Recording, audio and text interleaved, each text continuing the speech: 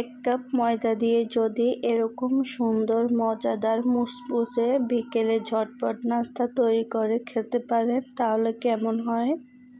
এই নাস্তাটি যেমন দেখতে সুন্দর তেমন খেতেও কিন্তু ভীষণ মজা, খরচও কিন্তু খুবই সীমিত। সো হ্যালো এভরিওয়ান, আসসালামু আলাইকুম, ওয়েলকাম টু মারিয়াজ কিচেন। আজকে আমি কিভাবে রেসিপিটি তৈরি করেছি সেটাই আপনাদের সাথে শেয়ার করব। আশা করি আপনাদের ভালো লাগবে। তো কথা না বাড়িয়ে আমি মূল রেসিপিতে চলে যাচ্ছি। এখানে আমি একটা বলে নিয়ে নিচ্ছি 1 কাপ ময়দা, দিয়ে দিচ্ছি 1 টেবিল চামচ কর্নফ্লাওয়ার, এখন দিয়ে দিব 1/2 চা চামচ কালো জিরা, দিয়ে দিচ্ছি 1 টেবিল চামচ রান্নার রেগুলার সয়াবিন তেল, সবশেষে দিয়ে দিচ্ছি স্বাদ মতো লবণ। এখন আমি সবগুলো উপকরণ একসাথে ভালো করে মিক্স করে নেব।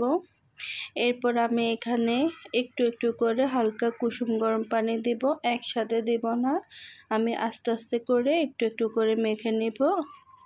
এরকম সুন্দর একটা ডো তৈরি করে নেব। এখন দিয়ে দিচ্ছি একটু সয়াবিন তেল, দিয়ে এগুলোকে আমি প্রায় 5 মিনিটের জন্য রেস্টে রেখে দিব একটা ঢাকনা দিয়ে। এখন আমি চুলায় একটি প্যান বসিয়ে দিয়েছি, এখানে আমি 1 টেবিল চামচের মতো তেল দিয়ে দিয়েছি। এখানে আমি দিয়ে দিচ্ছি 1 চা চামচের মতো আস্ত জিরা এবং পেঁয়াজ কুচি। এগুলোকে আমি একটু নেড়ে চেড়ে ভেজে নিচ্ছি। পেঁয়াজগুলো যখন একটু লাল হয়ে আসবে তখন আমি এখানে আগে থেকে সেদ্ধ করে রাখা 2টো আলু দিয়ে দিয়েছি। এখানে আমি 1 চা চামচ জিরার গুঁড়ো, 1 চা চামচ চিলি ফ্লেক্স দিয়ে দিয়েছি। এখন দিয়ে দিচ্ছি স্বাদ মতো লবণ, দিয়ে আমি সবগুলো উপকরণ ভালো করে মিশিয়ে একটু ভেজে নিচ্ছি। আগে থেকে তৈরি করে রাখা ময়দার ডোটা থেকে আমি এখন কিছুটা নিয়ে নিয়েছি। এখন আমি এখানে ছোট করে একটা রুটি তৈরি করে নেব।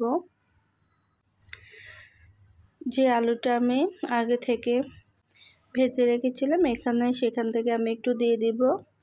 আর আমি পিঠাটার ভাঁজটা একবার এই পাশ থেকে একবার ওই পাশ থেকে নিয়েছি। কত সুন্দর একটা পাতা ডিজাইন হয়ে গিয়েছে। একইভাবে আমি সবগুলো তৈরি করে নেব। এখন আমি এগুলোকে তেলে ভেজে নেব। আমি চুলায় একটি প্যান বসিয়ে দিয়েছি, তেলটা গরম হয়ে এসেছে। এখন আমি পিঠাগুলো দিয়ে দিচ্ছি। আমার আজকের এই রেসিপিটি কেমন হয়েছে যদি ভালো লেগে থাকে অবশ্যই কমেন্ট করে জানাবেন। আল্লাহ হাফেজ।